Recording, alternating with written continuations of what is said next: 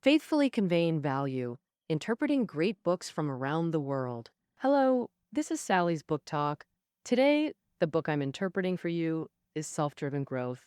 The subtitle is How to Scientifically and Effectively Cultivate Children's Self-Discipline. Raising kids is a technical skill. Many parents start planning for their children from birth, from dressing and eating to homework and studies, worrying endlessly for their kids. But what's heartbreaking is that sometimes the more parents control, the less obedient kids become. Tell them to go east, they insist on going west. They don't do homework properly and just want to play on their phones all day. Why does parental discipline backfire? What attitude should parents adopt towards their children? This is the issue that today's book, Self-Driven Growth, aims to explore. The book has two authors. One is William Stixrud, a member of the National Children's Medical Center and a clinical neuropsychologist, with in-depth research on adolescent brain development and the mechanisms of stress. The other author, Ned Johnson, is a mentor in learning skills, parent-child interaction, and anxiety management. Media outlets like Time Magazine and The Washington Post have reported on his achievements. For years, both have provided counseling and consulting services to many families, helping solve children's learning issues and parent-child relationship problems. They found that although the specific problems vary among families, the root cause is often children's lack of control over their lives. Once they help children regain a sense of control over their lives, these children achieve good academic results, and their relationships with parents significantly improve. In this book, the two authors combine neuroscience knowledge and numerous practical cases to point out that what parents need to do is not strict discipline, but to learn to let go, allowing children to make decisions for their own lives. This way, they can ignite the inner drive in children to pursue the life they want, becoming self-disciplined and proactive. Publishers Weekly magazine praised the book for providing well-founded advice and strategies to tell parents how to help children shift from feeling immense pressure to feeling loved and supported. So, next, I'll interpret the main content of the book for you through three parts. First, what affects children's sense of control? Second, how to help children have a sense of control. Third, for the two common pain points of studying and using smartphones, how can parents provide help for their children? First off, the first part, what affects a child's sense of control? Sense of control is believing you can steer your life through your own choices and efforts. Basically, I'm in charge of my life. For over 60 years, scientists studying sense of control found it hugely affects life. A healthy sense boosts health, independence, and performance in school and work, but without it, folks feel unmotivated and get depressed or anxious. Stress is the big factor messing with control. The National Scientific Council on the Developing Child splits kids' stress into three kinds. Some boost control, some drain it. Type 1 is positive stress, what kids feel chasing goals. It makes them jittery but also pumped and hopeful. Unless it's too much, positive stress helps you focus and do better. Test-taking stress, that's positive stress. Type 2 is tolerable stress, short bursts that kids can't handle solo. But with grown-up help, kids bounce back. Say a kid's bullied at school. If it's brief and teachers and parents step in to fix it, that's tolerable stress. Both positive and tolerable stress get sorted out. This boosts their control sense. They believe they can tackle problems and stress won't hurt them. Type 3 is toxic stress. When kids face stress, they can't handle alone without help. Then the kid's amygdala gets stuck on high alert. The amygdala handles emotions. Stress fires it up, making your heart race, muscles tense, and you react faster. Then folks swap smart thinking for knee-jerk reactions, losing control. Toxic stress can be super bad, like seeing a bad crash, or long-term, like ongoing bullying with no help. Harsh parenting counts too. Some parents control everything, from what their kids wear, what they eat, to when they start homework. If children voice different opinions, They suppress them, thinking kids know nothing and can't manage their own lives. This makes children feel untrusted and unable to have control over their lives. This leads to a series of problems. Here we'll focus on three main problems. The first is triggering mental illness. In modern society, mental illness among teenagers is becoming increasingly common. Many researchers point out that this is related to family pressure. The wealthier the family, the more expectations and pressure kids face, making them a high-risk group for mental illness. The U.S., with the highest economic level, is a hotspot for teenage mental illness. A survey in the New York Times shows that in affluent and competitive Silicon Valley, 80% of high school students report moderate to severe anxiety levels. Meanwhile, 54% report moderate to severe depression issues. A study by Princeton University found that among factors causing disability in American children, mental health issues have surpassed physical health problems. Problems caused by a lack of control. The second problem is triggering conflicts between children and parents and a decrease in autonomy. Sense of control is an innate instinct for everyone. When people lack a sense of control, they find ways to gain it. From a child's perspective, since parental discipline makes them lose control, opposing parents and not listening makes them feel in control. Especially for teens seeking independence, the more parents control, the more they rebel. There's a high school student named Matt whose parents are very strict, causing him intense stress and anxiety. So Matt uses various ways to rebel. If parents set a curfew, he'd rather sit idly by the roadside for half an hour than come home early, just to show that his life should be his own decision. Even if some kids don't clash directly with parents, their initiative in doing things decreases. Among the author's counseling cases is a kid named Jonah. His parents have high expectations, telling him daily that he must top the class or he won't succeed in society. And that sounds good to me. But the more his parents nag, the less interested Jonah became in studying. Every night he'd find excuses to delay homework or sit at his desk pretending to work. And actually, he hadn't written a single word. In Jonah's view, studying wasn't for himself, but to meet his parents' demands. So naturally, he had no motivation. This stems from lacking control. The third problem, hindering the development of children's decision-making skills. Well, a child's brain is a developing organ. Its decision-making functions don't fully mature until around 25. This doesn't mean kids can't make life decisions, but rather that their brains are highly adaptable. To cultivate decision-making skills, parents should provide ample opportunities for children to make their own choices. The brain is like a muscle. The more you use it, the stronger it gets. By making decisions themselves, children learn to recognize their feelings and needs, weigh pros and cons of choices, and experience consequences firsthand. This accumulated experience helps them make sound decisions as adults. With parental support, even occasional poor choices won't cause major harm. Conversely, without enough decision-making practice, they'll struggle when needing to make choices later due to inexperience. The authors have seen young adults who, lacking early decision-making experience, face major troubles after leaving home for college. They struggle to set and achieve goals, manage time independently, or balance studies with activities. Grades plummet, some even drop out. Okay, to summarize part 1, control relates to stress. Different stress levels and durations affect the brain differently. Positive and tolerable stress boost control. Toxic stress reduces control, like overly strict supervision. Harsh discipline is toxic stress. It triggers mental illness, parent-child conflicts, reduces autonomy, and hinders decision-making development. Since strict parenting causes so many problems, what should parents do? In part 2, we'll discuss how to help children gain a sense of control. The authors believe parents should voluntarily give up some control, shifting from being controlling parents to consultant-like parents. Parents must understand, no matter how much they care, they can't replace their children in learning and living.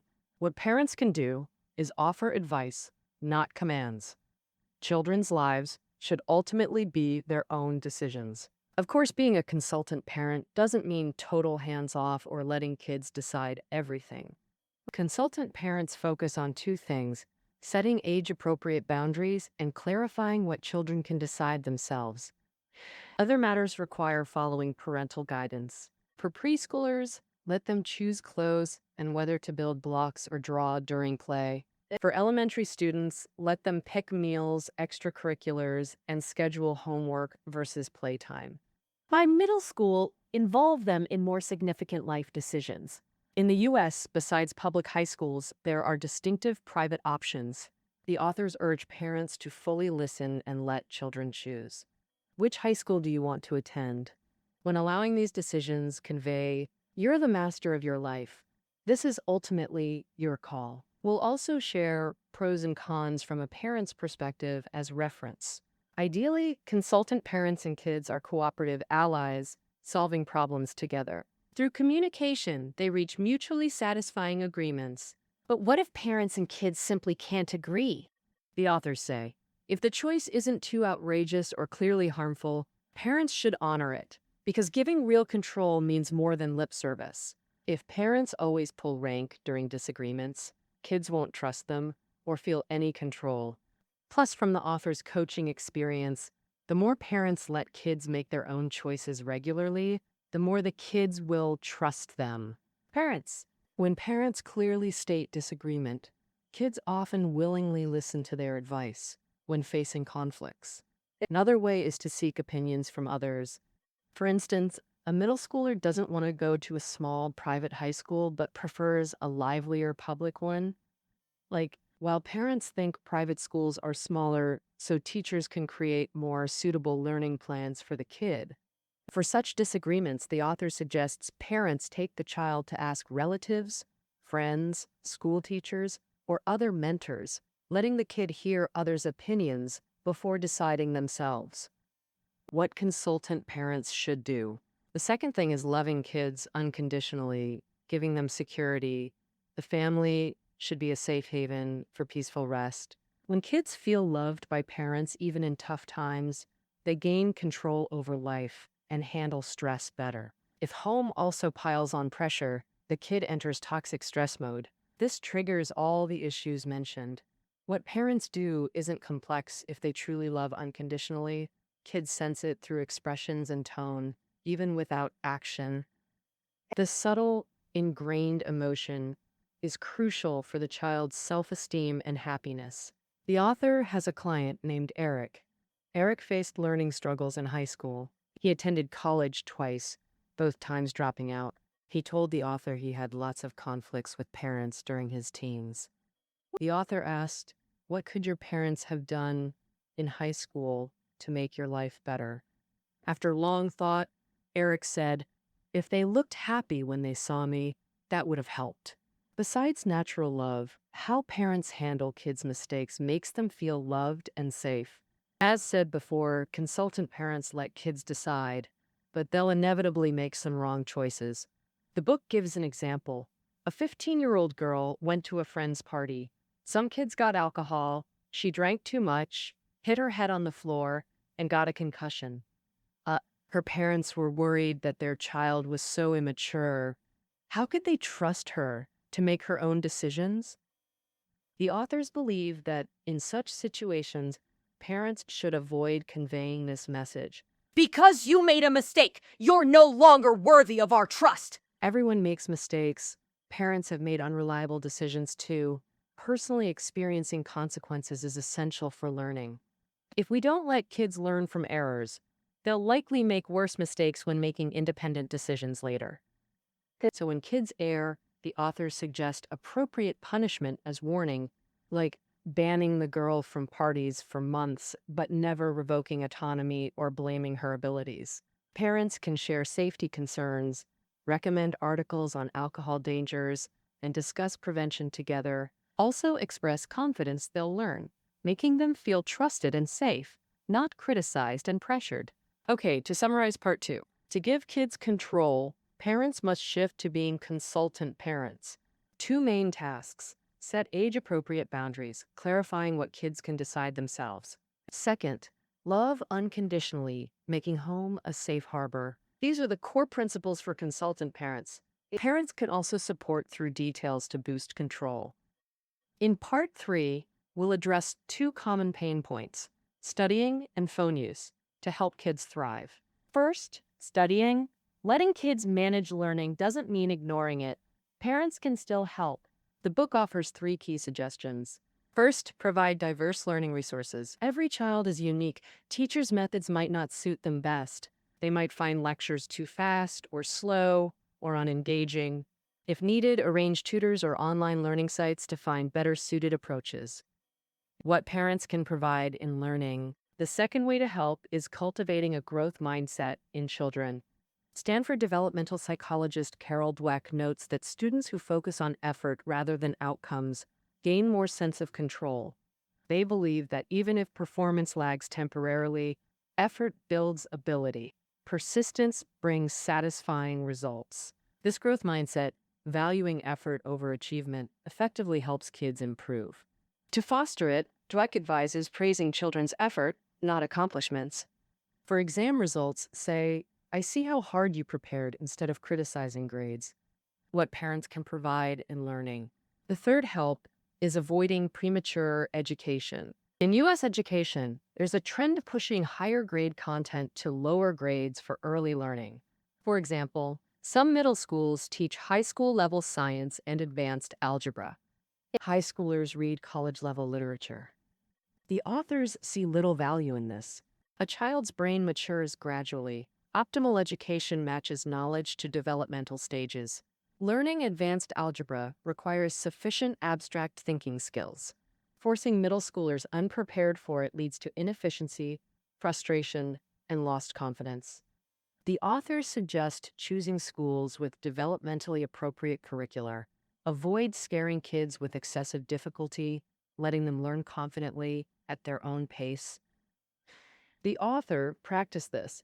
At age 5, his daughter's peers were learning reading, but knowing brain development makes reading easier at 7 than 5, with early learning offering no lasting advantage. He chose a relaxed pace school. Learning slower than peers caused no harm.